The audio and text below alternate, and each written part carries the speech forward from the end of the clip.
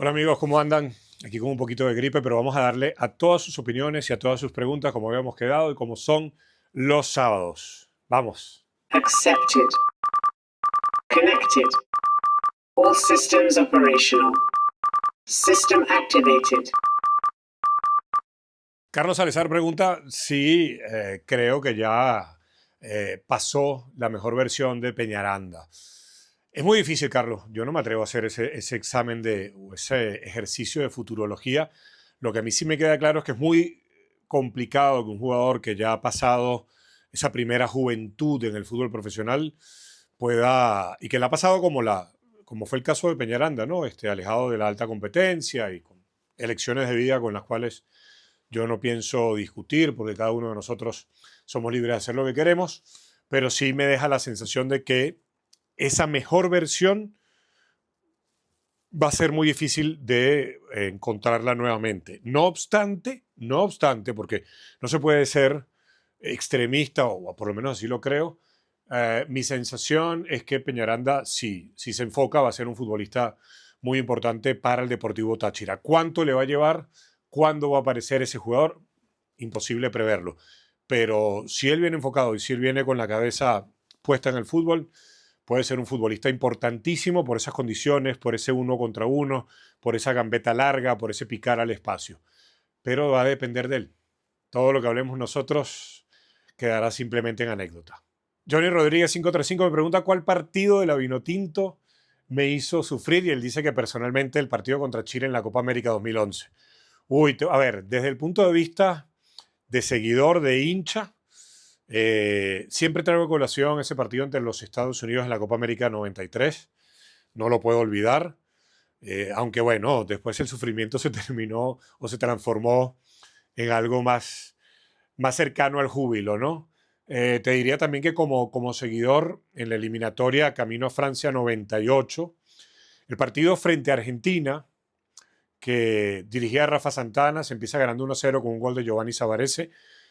Muchos lo recordarán porque después hubo un gol de Rafael Dudamel, de tiro libre, pero cuando comenzamos a ganar, todos los amigos que estábamos viéndolo nos fuimos arriba y por supuesto, bueno, el resultado después terminó siendo, si no me falla la memoria, 5-2. Y contra Uruguay, en casa, en esa eliminatoria, en casa, aquí en el Brigio Iriarte, lo sufrimos bastante y lo sufrimos después del partido. Después, en cuanto a mi labor, hay un partido de la Vinotinto Sub-20 en ese Sudamericano 2009 que se realizó en nuestro país y que además se consiguió con César Farías y todo aquel equipo de jugadores la primera clasificación a un mundial en el masculino de la categoría. Eh, el penúltimo partido, pido disculpas, estoy medio engripado. El penúltimo partido que es contra Argentina, que termina siendo un empate y que desde la cabina de transmisión me tocó hacerlo con Michele Giannone, abro inciso, un enorme narrador, enorme periodista, gran amigo, pero además mejor narrador de lo que él se cree. Él es mucho mejor, cierro inciso. Y nuestra conclusión fue que aquel árbitro en ese partido nos inclinó la cancha y a mí me dio mucha bronca. Y de hecho, es uno de los grandes errores que he cometido en mi carrera, lo tengo muy presente siempre, que fue dejarme llevar precisamente por esas emociones. Te diría que esos, porque en la otra parte profesional, cuando me tocó estar con el profesor Noel San Vicente en la selección, lo sufrimos todos, todos lo sufrimos. Pero bueno, esos son algunos de los que me ha tocado sufrir. Habrán otros más, pero bueno, así inmediatamente, desde el recuerdo son esos. Juber José, ¿no crees que la dependencia de Salomón afecta al juego asociado de la Vinotinto? Es muy interesante ese planteamiento, Juber, porque tengo que ser muy cuidadoso con lo que voy a explicar. Tener a Salomón como delantero centro de la selección es un arma fantástica, fabulosa. Es un jugador que con ese juego asociado que no tenemos y que tú mencionas, que yo estoy de acuerdo contigo, Salomón tendría más opciones de gol. Tendría más posibilidades, más ocasiones por partido para marcar. Sin embargo, viendo el bagaje y la manera de trabajar de los entrenadores que ha tenido la selección, sí es una enorme tentación. Porque ven en Salomón Rondón un tipo que por su fortaleza es capaz de hasta enfrentarse a dos centrales, que con muy poco genera una ocasión de gol.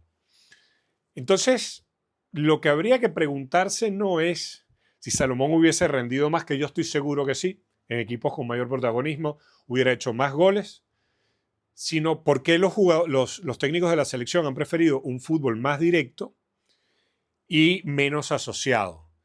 Hay distintas teorías, no soy yo quien para rebatirlas, pero yo tengo la mía. Tengo la mía y creo que a veces se subestima las capacidades del jugador venezolano. Pero quédate tranquilo que Salomón, con un juego de ese estilo, hubiese tenido más ocasiones de gol.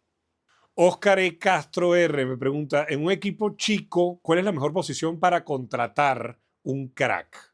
Uy, es que depende, Óscar, porque fíjate que esto es de seres humanos, de relaciones, de cómo se integran, de lo que empieza a construirse desde esa interacción entre todos los futbolistas.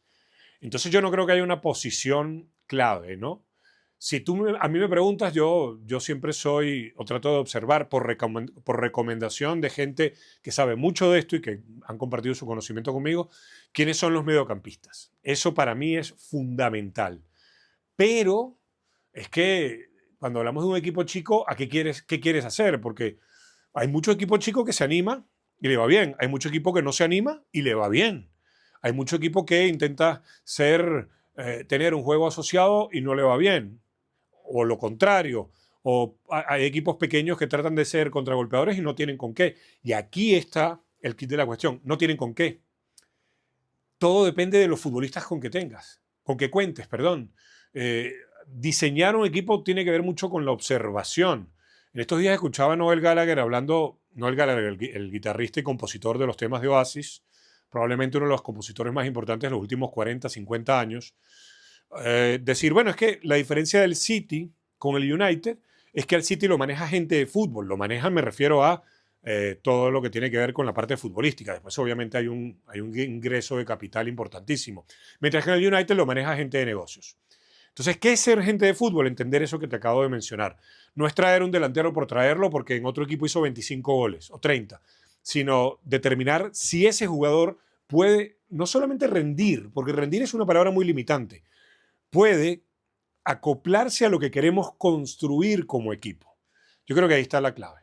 Papatulo0606 me pregunta, bueno, además gracias por el saludo, ¿cuál es el mejor relator? Insisto, vuelvo a pedir excusas, estoy con esta peste, no es grave, pero bueno, como verán, como escucharán, me tiene un poco fastidiado. ¿Cuál es el mejor relator de fútbol de habla hispana? Mira, a mí el que más me gusta es Mariano Clos. Y voy a explicar. Voy a explicar mi concepto. Mariano Clos se adelanta a la jugada. Mariano Clos sabe mucho de fútbol. Y te vas dando cuenta que Mariano Clos inmediatamente, cuando hay una situación de peligro, lo que él avanza, lo que él presupone que puede pasar, normalmente pasa. Y eso no es que sea adivino, sino que es un tipo de fútbol. Pero que es un tipo de fútbol que de verdad ha trabajado en el fútbol mucho tiempo, ha estudiado, conoce el reglamento y por ende es un tipo con mucha capacidad. De eso, Mariano Clos de los de afuera. En Venezuela, mira, yo te pudiera decir, por ejemplo, yo trabajo con dos relatores que a mi entender son top. Más allá, como pasa en cualquier oficio, que cualquiera se equivoque, Clos se equivoca, todos nos equivocamos, pero en el caso de Gregorio Rojas y en el caso de Juan Andrés Daza, a mí me parecen grandes relatores. Me tocó trabajar, por ejemplo, con Lenín Caraballo, que hoy en día no está relatando fútbol venezolano, está si no me falla la memoria, en Simple, con su programa de fútbol. Lenín me parecía, y se lo dije, que si seguía así iba a ser un enorme relator. Pero eso estamos hablando de gustos, porque como yo no soy relator, no puedo hablar técnicamente. Después te pudiera hablar se me escapa uno que está en la Liga Española, que es es el número 2 de Movistar, un tipo joven, me gusta, tiene mucho de lo que nosotros tenemos los latinoamericanos, pero a mí Mariano Clos en general, además tiene una veteranía impresionante, ¿no? Pero ahí te diría que Mariano Clos de los de afuera y adentro Gregorio Rojas y Juan Andrés Daza. Lenín, un gran prospecto, ojalá que pueda seguir relatando porque le va a ir muy, muy bien. Y se me escapan algunos nombres, espero no ofender a nadie por mi falta de memoria y abuso de medicamentos contra la gripe. El histórico Caracas Fútbol Club me pregunta cuáles cualidades de juego te encantaban de Gabriel Miranda, gran jugador e ídolo avileño. Mira, Gaby era un jugador cerebral, aquello que en esa época conocíamos como un 10, pero Gaby, sin ser un tipo rápido, aceleraba el juego. Gaby en el pique, en los movimientos, no era veloz. Era rápido aquí y por eso podía acelerar el juego. Tiene un pase gol extraordinario. Había armado una sociedad durante mucho tiempo con Gerson Díaz, Gerson jugando un poco más atrás. Después también supo complementarse muy bien con Stalin Rivas. Era un futbolista, Gaby, que además tenía muy buena pegada de gol, al gol. Tenía esa capacidad también de jugar hacia las bandas, porque hay veces que el jugador que va por dentro olvida que para ser efectivo en ese avance hay que también aprovechar los costados, ¿no? Entonces yo creo que Gaby era ese 10, porque Stalin era más que un 10. Stalin podía ser incluso hasta media punta, ¿no? Pero Gaby era un 10 extraordinario. Hay un gol, bueno, lo que pasa es que hay varias Copas Libertadores de Gaby con el Caracas. Esa, por ejemplo, que se gana en Perú, bueno, que estaba Gaby, estaba Gerson, estaba el chileno Letelier, hay varios ejemplos, pero a mí Gaby me parece de esos últimos 10 que hubo en Venezuela, no quiero decir el último porque tendría que hacer la cuenta matemática, pero Gaby estaba en otro nivel, en otro nivel. Y esa relación con el gol, pero también con el antes del gol, creo que lo hacía un jugador distinto. De Ferchus manda en una misma pregunta sobre el fútbol total del Milan de Sacchi o el Barça de Guardiola, esa historia de fútbol, y además cuál es la herencia del Milan de Capello. Bueno, lo primero que quiero hacer es diferenciar el Milan de Capello con el de Sacchi. El de Sacchi era un fútbol mucho más atrevido, mucho más propositivo, y atrevido no solamente en la búsqueda del arco rival, sino también con el fuera de juego. Cómo tiraban ese fuera de juego era una cosa magnífica. Aquellas conducciones, además, de Baresi, Maldini por el lateral izquierdo, era contracultural en Italia porque además era un equipo que buscaba el arco rival, dominar desde el juego, dominar desde el espacio. ¿Qué te puedo decir del Barcelona Guardiola? El Barcelona Guardiola es una evolución de equipos como el Milan de Sacchi, como la Holanda y el Ajax de Rinus Michels, Kovacs y Cruyff. El Barcelona de Guardiola tiene algo que yo creo que no ha sido valorado en su justa medida, que fue ilustrarnos a muchos aquello de jugar no en la posición, sino desde la posición para adoptar un rol. Por eso veías a Dani Alves cayendo dentro del área por el centro, por eso veías que a Vidal podía también cerrar su posición o a Vidal convertirse en un muy buen lateral izquierdo a pesar de que tenía formación para otra cosa. Yo creo que ese Barcelona de Guardiola te revoluciona muchas cosas con conceptos que no eran novedosos. El fútbol tiene esto, ¿no? Los conceptos los olvidamos y cuando reaparecen creemos que están inventados. Aquello del falso 9 tenía una justificación interesantísima, pero después cuando aparece ese Fábregas, que coincide con aquel año en que básicamente lo que ganan es el Mundial de Clubes. Me falta recordar si la Supercopa de Europa y la de España, pero también la Copa del Rey. Es decir, no ganaron Liga ni Champions, pero con C. Fábregas incluso llegan a utilizar un doble falso 9 en el partido contra Santos por el Mundial de Clubes. Si te pones a ver, por roles, juega con 3 defensores y con 7 mediocampistas. Una cosa extraordinaria, ¿no? Y sobre todo, creo que llegó a la enésima potencia aquello de jugar a través de la pelota y con la pelota generar los espacios, ¿no? Se dice que hay un hilo conductor directo entre Cruyff y Guardiola. Yo diría que no, que en ese hilo hay varias paradas que le permiten a Guardiola evolucionar. Si recuerdas, Cruyff decía, por ejemplo, yo prefiero ganar 4-3 que 1-0. Bueno, Guardiola era, yo prefiero ganar 4-0. Ahí hay un avance extraordinario, ¿no? Y también tenía, bueno, si yo digo, también tenía futbolistas, es como si un entrenador pudiera lograr esto sin los jugadores.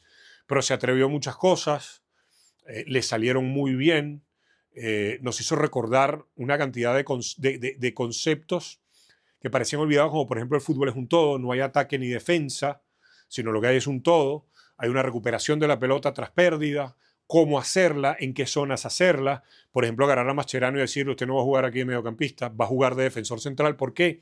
Porque donde usted territorialmente juega, ahí van nuestros centrales. Y usted al lado de Busquets no puede competir. Pero bueno, fueron muchas cosas. Y a mí Capello me parece un muy buen entrenador, yo no voy a debatirlo, pero bajo ningún concepto revolucionario, ni atrevido, ni contracultural como Sacchi.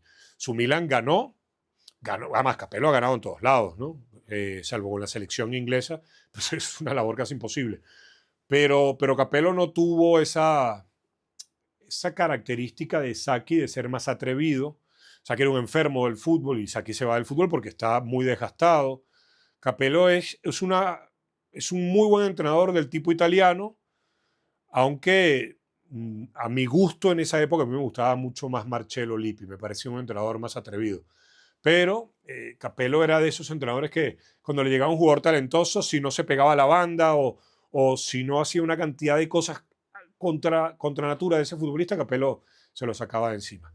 Y a mí esos entrenadores no terminan por convencerme mucho, aunque, insisto, yo no pongo en duda su conocimiento y su capacidad. Yo no voy a ganar en 15 vidas lo que ganó Capello en una temporada. Así es simple. Elia Cardos. Uy, qué buena pregunta, Eli. Sócrates, el gran futbolista brasileño, ¿jugaría en esta época en Europa con sus ideales? Sí, sí jugaría. Lo que no tengo claro, y aquí entramos ya en un terreno más de la modernidad, de estos tiempos, no hablemos de la modernidad. El futbolista hoy en día se sabe que es una empresa. Se sabe que es una empresa y por ende mide cualquier palabra. Ejemplo Messi, ejemplo Cristiano Ronaldo. Estamos hablando de los dos tipos con mayor alcance. Fíjate que de las grandes selecciones del mundo, cuando comenzaron las eliminatorias europeas camino al Mundial de Qatar, de las grandes, ¿eh? No, a ver, yo sé que Dinamarca lo hizo, sé que Noruega lo hizo, si no me falla la memoria, pero de las grandes una sola protestó y fue Alemania. Fue Alemania. Entonces yo creo que Sócrates, más allá de lo futbolístico, que no tengo ningún tipo de duda, porque más bien el fútbol de hoy en día necesita jugadores así, creo que hubiese tenido que encontrar con esa inteligencia que le caracterizaba maneras para comunicar su mensaje. Y lo hubiera encontrado. Y lo hubiera encontrado. Pero, uff, ¿sabes que a mí me tocó comentar ese partido en el que el Corinthians sale campeón el día que Sócrates muere? Y era uno de los deseos de él, era precisamente, él le preguntaba cómo querías morir. Bueno, yo quiero morir un día que después de que Corinthians haya salido campeón. Me falla la memoria si fue antes o después del partido, pero fue ese mismo día. Qué jugador Sócrates. Qué gran recuerdo me acabas de traer, Eli. Coco.g24, ¿qué software usas o recomiendas para hacer análisis táctico? Bueno, te cuento que yo toda la vida lo he hecho con este programa de edición, bien fuera Final Cut o bien fuera Adobe Premiere. Y ellos siempre tienen estos plugins que te ayudan inmediatamente a que tú puedas poner los círculos, trazar rayas, flechas, etc. Hace cuestión de 2 semanas me enviaron para tener una licencia prueba de Once Sports. Está muy bueno, pero le estoy encontrando una falla en la continuidad de las jugadas, ¿no? Entonces no sé si lo voy a adoptar o si me voy a quedar con lo que ya yo tengo, que es un plugin que se llama Sports Coach, que te sirve para Adobe Premiere, que te sirve para DaVinci y que te sirve también para, como te decía, para Final Cut en Apple. Esos son básicamente los dos. Hay muchos otros, pero como yo siempre he manejado esto de los plugins, me ha ido bien y creo que por lo menos a nivel de mensaje se entiende. Oscar AG14, ¿es Jefferson Savarino el mejor futbolista zuliano de la historia? Uf. Yo no sé. No sé porque me falla. Mi memoria es complicada, ¿no? Pero sí te diría que está ahí. Lo que pasa es que Savarino es un futbolista enorme. Es enorme. Es enorme. Pero tendría que recordar que otros jugadores. Lo que pasa es que cuando nosotros revisamos la historia de los grandes futbolistas de Venezuela, lo que han conseguido en el extranjero, lo que han hecho en la selección, Savarino está en una lista muy reservada. Entonces, sí, pudiéramos decir eso, que Savarino es el mejor futbolista zuliano de la historia. Qué jugador, por Dios, qué jugador. El otro día, en la entrevista que le hicieron los amigos del Mundo es un Balón al Bocha Batista, me llamó la atención una una afirmación en la que él dijo, sí, he hablado, por ejemplo, con Savarino, que le gusta estar por el centro, le gusta estar por la derecha. Y digo, uy, con lo poco que ha estado por el centro en la selección. Pero bueno, sí, Savarino es un enorme jugador, no hay ningún tipo de duda. Reinaldo Alejandro LG. ¿Qué pros y contras crees que tiene un portero como Gillo Donnarumma, pero mira, en el PSG? Me agarras en un momento, Reinaldo, que justamente estuve leyendo unos informes técnicos y ¿qué veo que encontró el cuerpo técnico de Luis Enrique? Donnarumma es un portero que para detener disparos debe ser top 3 del mundo. Es un portero que tiene un gran pase largo, pero es un portero que no se siente cómodo cuando tiene que jugar en corto, cuando tiene que ser el que inicia jugando en corto con los centrales, mediocampistas que se acerquen, laterales, y los números establecen además que su opción preferida es un pase a mediana distancia, que él no se siente cómodo entre tocar, porque no es solamente que el portero juegue con el central o con el mediocampista que se acerca, sino además qué movimientos va a hacer a partir de ese pase para constituirse él en una nueva opción de pase. Y ahí es donde... Uy, ahí tuve un temita con la luz, perdón. Ahí es cuando, ahí es donde Donnarumma no se siente del todo cómodo. Porque, bueno, son sensaciones, son cuestiones de juego. Y yo creo que Luis Enrique, con Chevalier, que hay otra circunstancia. Chevalier es más bajo que Donnarumma, pero Chevalier sale mucho más a cortar centros que Donnarumma. Donnarumma es más de quedarse. Entonces creo que lo que está buscando Luis Enrique, aprovechando el conflicto que puede tener Donnarumma por su renovación o un conflicto que desde el club hayan promovido, es traerse un portero que quizás se ajuste un poco más a lo que quiere Luis Enrique, sobre todo cuando les toca iniciar juego de atrás. Porque si el portero no se siente cómodo, entonces estás perdiendo una opción de pase. Pero Donnarumma es un enorme portero que tiene sus características. Yo lo digo muchas veces sobre Courtois. Bajo los 3 palos, intratable. Descolgando centros. En penales, muy, muy bueno. Ahora, cuando él le toca ser el iniciador de juego, no es top 10. ¿Por qué? Porque no lo siente, no se lo inculcaron, en el equipo no se lo han exigido. Vamos a ver ahora con Xabi Alonso. Pablo Zulbarán 22 me pregunta sobre este Barcelona de esta temporada y si hizo falta algún fichaje. Mira, Pablo, te voy a decir algo. Estaba viendo ahorita el partido del Barcelona. Alex Delmas, un amigo español, catalán, que hace grandes análisis del Barcelona, colocó en su cuenta de X uno de los movimientos que está haciendo, por ejemplo, el Barcelona para compensar las deficiencias que tiene Araujo con la pelota. Ya esos movimientos a mí me preocupan. ¿En qué sentido? Porque entonces, en lo que alguno de estos mediocampistas, y él involucra a Pedri y a De Jong, no pueda cumplir con eso, ya sabemos que a Araujo le cuesta. Y de hecho, yo no sé si Araujo va a terminar siendo la pareja durante todo el año precisamente de Cubarsí, porque fíjate que la titularidad de Araujo significa sacar a Cubarsí de su lugar habitual para colocarlo como segundo central, que lo puede hacer, pero no es su rol natural. Entonces no sé cuántos partidos, es decir, no sé si va a ser el titular indiscutible Araujo. No creo que haya hecho falta otro fichaje. Te digo la verdad, a mí me gustó mucho el manejo que hace Flick de las opciones en el ataque. En el centro del campo, espero que Casado pueda ganar más protagonismo, porque cuando es titular de Jong y el Barcelona no puede correr, sino que tiene que hacer un juego mucho más asociado, más de pases, más pausado, ahí de Jong no hay manera. No hay manera, no se siente cómodo, no lo sabe ejecutar, traslada mucho la pelota. Cuando hay que correr, ahí de Jong sí puede ser un jugador diferencial, pero por ahora no lo va a hacer en el otro tipo de juego. Por ende, ahí creo que Casado, Gavi, no meto a Bernal, porque después de esa lesión hay que dar tiempo de juego, hay que dar tiempo para que él vaya recuperando sensaciones. Pero creo que el Barcelona sigue teniendo un muy buen equipo. ¿Crees que el futbolista venezolano perdió terreno en este mercado de fichajes europeos? No, el futbolista venezolano ni gana ni pierde terreno. Eso tiene que ver con los representantes, Pablo. Tiene que ver con los representantes. Y hay un hecho cómodo que es acercarse siempre al fútbol de Estados Unidos, porque queda cerca, porque saben que los norteamericanos compran jugadores jóvenes venezolanos y que moverse hacia Europa requiere muchas cosas. No es solamente llegar, tocar la puerta y mostrar un video. No, no, no, no, no, no. Hay que hacer mucha diplomacia, mucha conversación, tienes que ganarte la confianza. Y yo creo que ahí es donde estamos fallando definitivamente. Pero yo no creo que el futbolista venezolano pierda terreno. El futbolista venezolano ha ganado mucho terreno en las últimas 2 décadas, pero lo que hay que crecer es en el tema de la representación. Farrieta 1389, en tu muy honesta opinión, ¿qué tan profesional es realmente el jugador venezolano? Todo lo que yo trato de decir aquí, todo lo que digo, parte desde mi muy honesta opinión. Yo no tengo compromiso sino con ustedes y con el canal de YouTube y bueno, con quienes me contratan. A ver, generalizar no está bien. Te voy a dar un ejemplo.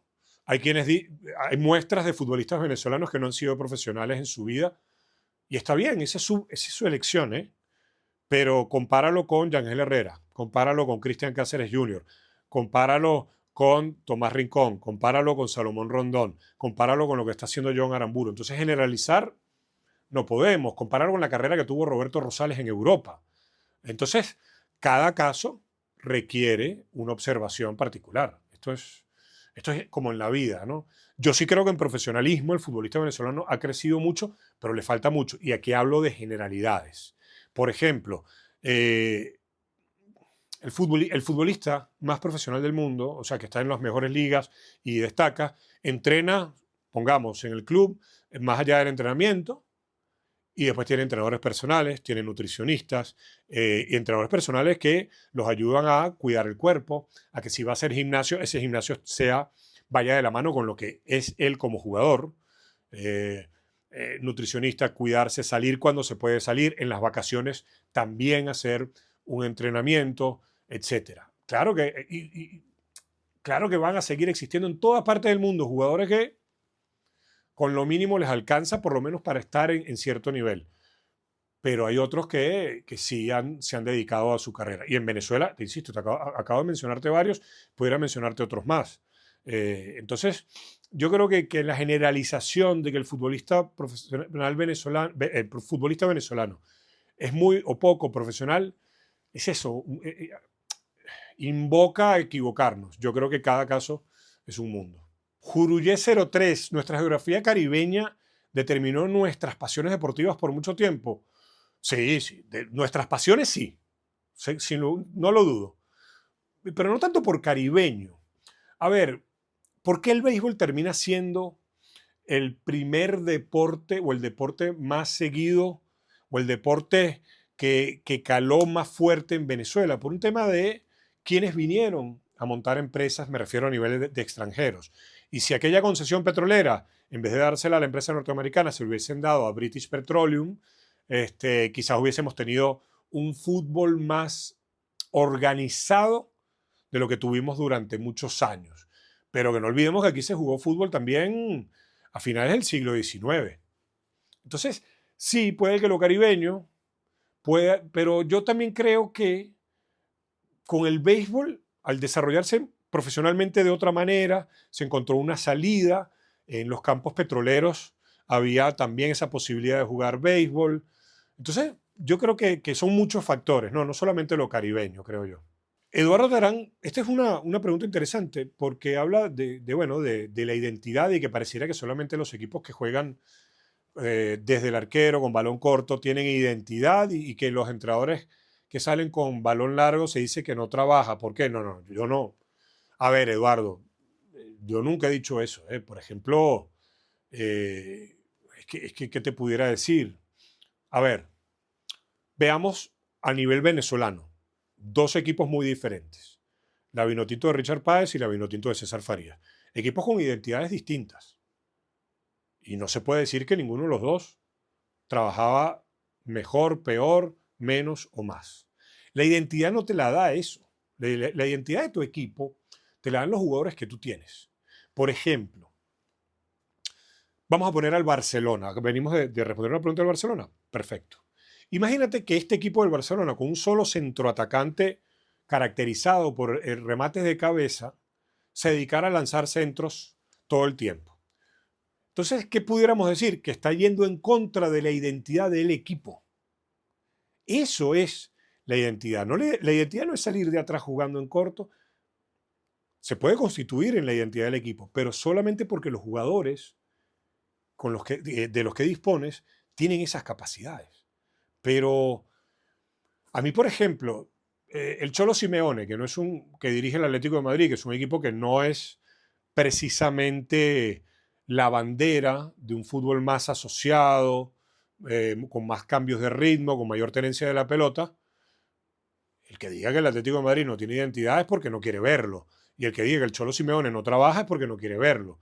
Hay muchos reduccionismos a veces que se utilizan, yo no sé por qué. Pero es que a ver, equipos que pueden perder 19 partidos y te dicen es que el entrenador no trabaja. ¿Cómo saben que no trabaja? Claro que trabaja, de repente, bueno, no le salen las cosas, de repente tiene otra idea y esa idea no se puede ejecutar con esos jugadores. Hay mil factores, pero la identidad, cada equipo lo que busca es su identidad y la identidad la tienes a partir de los jugadores, identificar a qué pueden esos jugadores, una vez que están jugando entre ellos, qué pueden hacer para acercarse al éxito y ir construyendo a partir de ahí. Pero la identidad no te la da la herramienta de por sí. No, te la dan los futbolistas con los que dispones. Y por último, Farchacón, ¿es rentable para el Fútbol 2 y sus clubes que FIFA Plus transmita los juegos y no los canales de YouTube? No. No sé si habrá un pago, pero no es rentable. No va a ser rentable. Aquí lo que hay que buscar, y yo sé que me repito y me pongo fastidioso, pesado, pero es la última pregunta, también aprovecho. Aquí lo que hay que hacer es convocar a la mayor cantidad de plantas televisivas, que no haya exclusividad, que las plantas televisivas paguen algo, que el primer año vayan, no sé, sea menos, el segundo un poquito más, el tercero un poquito más. Si quieren seguir haciéndolo en YouTube, que lo hagan. A mí no me parece un gran paso como algunos quieren vender de manera oportunista. Mira que los remedios funcionan, que no me pongo tan pesado. Pero tú tienes que vender porque, nosotros vamos a descubrir el agua tibia. En Argentina se le vendió a 2 canales de cable, TNT Sports e ESPN. Uno un domingo transmite River, el otro transmite ese mismo domingo a Boca, pero hay otros partidos, etc. Eso permite un mercado, eso permite un ingreso de fuentes económicas. El Fútbol 2 en FIFA Plus, está bien, lo podemos ver, pero no podemos quedar en esa mediocridad, lo lamento mucho. Aquí tiene que haber, y lo seguiré peleando desde mi pequeña trinchera mientras termino las otras cosas que estoy arreglando allá. Pero no es rentable. Bien, amigos, muchas gracias por haber mandado sus preguntas, sus opiniones, sus sugerencias, por compartir. Suscríbanse, denle like, ayudan un montón. Y bueno, seguiremos haciendo esta dinámica a medida que ustedes sigan enviando opiniones, sugerencias, preguntas. Ya está por abrirse la temporada de Selección Vinotinto, nada más y nada menos que contra Argentina y Bolivia, buscando ese repechaje. Así que habrá mucho que comentar con todos ustedes. Les mando un abrazo. Cuídense. Mañana tenemos a Tres Toques en vivo, 9 de la noche. Chao. Accepted. Connected. All systems operational. System activated.